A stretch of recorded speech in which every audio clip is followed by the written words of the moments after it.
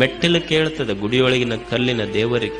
ಅವಾಗ ಒಳಗಿನ ಕಲ್ಲಿನ ದೇವರು ಹೇಳ್ತದೆ, ದೋಸ್ತಾನೆ ಹೇಳೋದು ಬಹಳ ಖರೆ ಅದ, ಇಬ್ರೂ ಬಂದಿದ್ದು ಒಂದೇ ಕಲ್ಲಿನ ಹೊರಗಿಂದನ ಕರೆಕ್ಟ್, ಆದ್ರೂ ನಾ ದೇವರಾದೆ, ನೀ ಮೆಟ್ಟಿಲಾದೆ. ಯಾಕಂದ್ರ ನಮ್ಮನ್ನೇನ ಮಾಡುವ ಶಿಲ್ಪಿ ಇದ್ನಲ್ಲ, 2 ಕಲ್ಲು ತಂದು ಮೊದಲು ನನ್ನ ತಗೊಳ್ಳಿಲ್ಲ, ಅವ ಮನದಲ್ಲಿ ನಿನ್ನ ತಗೊಂಡ ಮಾಡಬೇಕಂತ ಹಿಂಗ ಒಂದು ಸುತ್ತಿಗೆ ಇಟ್ಟು ಉಳಿ ತಗೊಂಡು ಹೊಡಿಲಿಕ್ಕೆ ಶುರು ಮಾಡದ. ಒಂದು 100 ಏಟ್ 200 ಏಟ್ ಹಾಕದ.